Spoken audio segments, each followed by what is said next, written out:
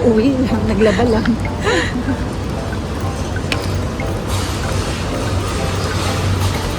Malalaman mo ko sa kanya pupunta ulit. Time check natin 3:15. Tara na. Day 3.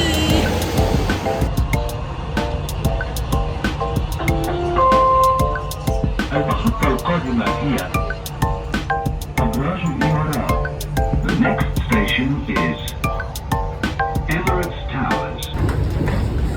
Naliligaw tayo ng landas. So, saan tayo ngayon?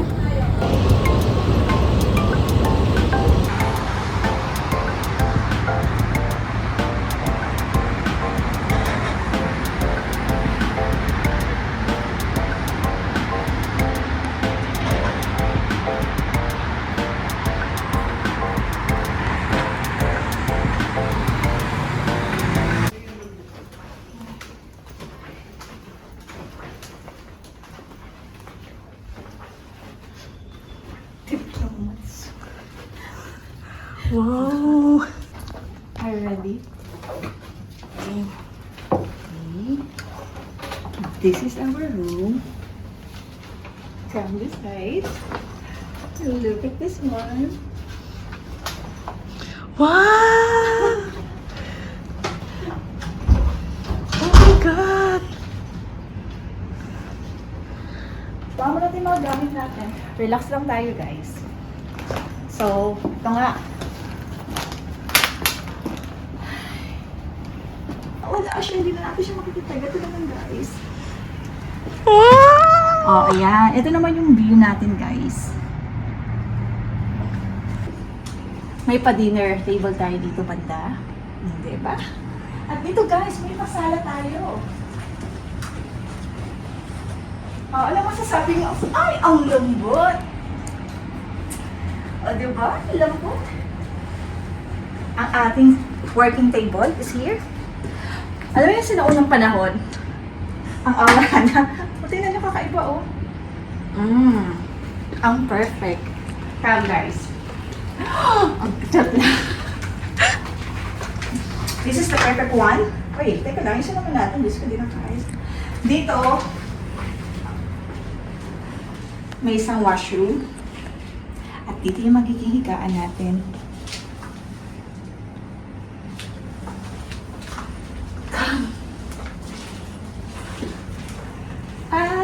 Kasi na ano? Okay. So, ang baala lang dito is... saan na ang... Check.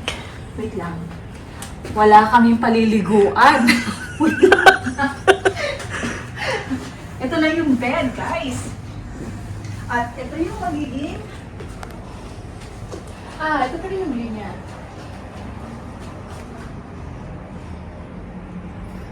O, diba? Pero, hanapin natin kung saan. Ikaw na nga, Shin. Hanapin mo. Hanapin mo, Shina. Natin, sana yung man. Sabay. Mga ordinaryong CR lang to. Wait lang. Hanapin natin kung saan tayo pwedeng maligo. Okay. Pinahanap ko si Sheena. Alam niyo kung ano yung na-discover namin? Ha? Kakahanap namin ako sa kung pwedeng maligo. Kasi, puro, ano ba yan? Pupulan tayo. Guys, kita niyo to. May hidden na kitchen na maliit. Ba, okay. Pakita natin. Diba? Ba't lang mga ilaw? Kasi hindi natin open yung ilaw. Wait lang. Discover ulit natin ang ilaw. Ayan! Di ba medyo maliwanag na tayo? Bakit ba tayo nagtitipid ng kuryente? Wala na. Di ba? Ang cute-cute niya. Pero, asan? Di ba, Sheena? Mas maliwanag. Guys, Uy, may microwave eh. mas maliwanag. Wala naman tayong ma-microwave, Sheena. Mas maliwanag ngayon. Namin inopen yung ilaw. Pero kasi, parang tingin ko lumang, ano siya? Lumang design or model tong hotel na to. Kaya parang kung napapasin nyo, parang vintage ang itsurahan niya. So, eto, may lutuan din. Diba? So, itago na natin ang ating ano. At ito na. Na-discover na namin kung nasaan ang paliguan. Kasi guys, masyadong tricky pag pumasok ka dito. Okay? Kung titingnan mo guys, ganyan lang siya. Wala kami nakikita. Okay? So ngayon, pag pumasok ka, may paganyan po siya. May paganyan po sila. Yan nga lang, talagang sabi ko nga sa inyo, ang model niya is sinaunang panahon pa. Pili ko ha. Kasi iba yung ano niya, unlike kasi ngayon, diba, palakihan na ng CR. Ito kasi parang dati na design pa. Wait, tingnan mo.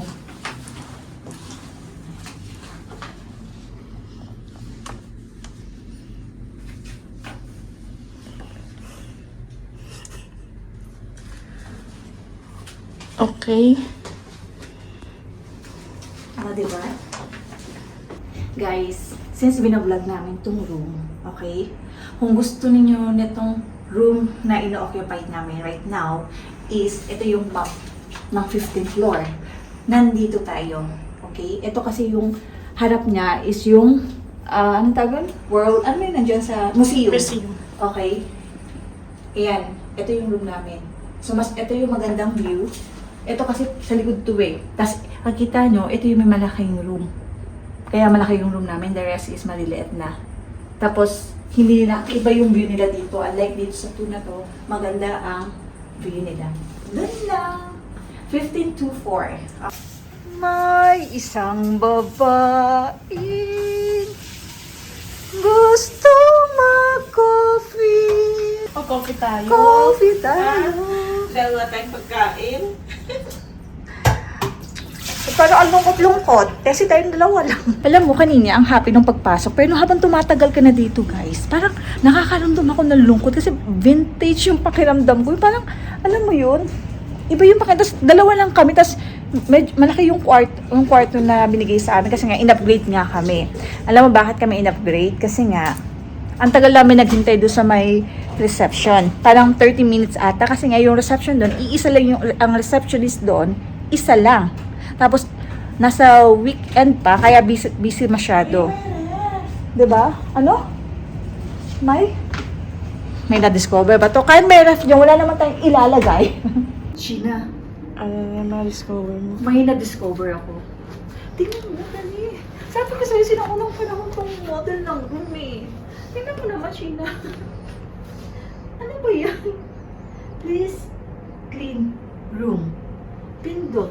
Kasi may pagando-gando pa sila. O, tingnan mo, ito, hindi siya pindot ha. I-click mo lang siya papunta doon kapag gusto mo ipalinis siya. Do not disturb pag dito. Ano? Vintage na vintage, die! Room. Corridor. Ano tong corridor? Ano to? Corridor Tatawag tayo. ata. Siguro. Bed. Palinis na natin yung bed natin. Hindi pa nga nagagawin sa kabit ng bed. Kaya nga tingnan niyo paano ako hindi malulungkot. Masyadong vintage. Amazing. Diba, Sheena? Nice. Sheena, I super like this one. Diba? Mag-extend pa ba? God. Dinner tayo. Bumili lang kami ng pagkain sa baba sa McDo. Ito na yung kakainin namin. Ito na yung magiging dinner namin. Kasi hindi naman kami taga-totaling gutom na gutom. kasi late din yung naging lunch namin kanina. Pag uwi namin from hotel kanina, yung hotel lang hotel, tapos uwi lang ng bahay. Nagpalit lang ng mga damit. Naglaba. Tapos larga ka agad.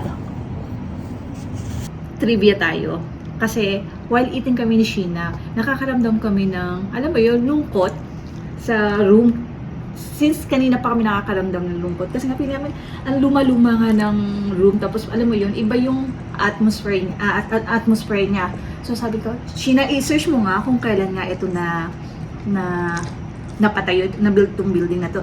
Then we found out, guys, 1990 siya nag-start i-build to, tapos natapos siya ng 1994. Imagine, guys, 7 years old pa lang ako, si Sheena 5 years old pa lang siya. Naka-build na itong hotel na to. And take note guys, according sa nabasa namin, ito yung first hotel established dito sa Road. Yeah.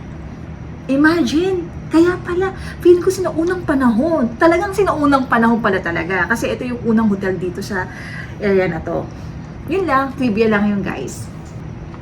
Imagine na, napapaisip, even si Sheena napapaisip. Actually, siya yung una nag-question kung paano nila na-maintain itong hotel na to. Kasi guys, kung papansinin nyo, kanina pa namin tinitingnan yung mga gamit dito ha. Napakaluluma talaga. Even yung mga drawer, tinignan namin yung mga hawakan, talagang lumang-luma. Pati yung aircon na yon, pakita mo Sheena.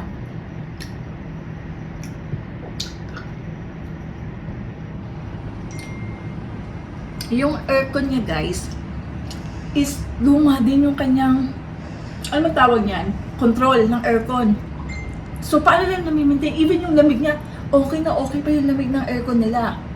Yun lang, trivia lang yun. This is the reality of life. What's yarn? Time check natin is magte-10 na. Diba? Ngayon, tayo nang pumasok dito sa kwarto. Matutulog na tayo. Kasi parang ilang gabi na tayong lagi tayong, late nang matulog. So ngayon, it's time for us to sleep. Patayin natin to. Ayoko na masyadong maliwanag naman. Oh, duminom na. Pinatay ko na yung ilaw dito kasi masakit sa mata. So, dito na tayo. Matulog na tayo. Lock mo yun, Sheena! Ilock mo yun, Sheena! Visit ka ng butas sa'yo. Maraming mga kababalagan kaming nararamdaman dito. Walang inak naman. Ha?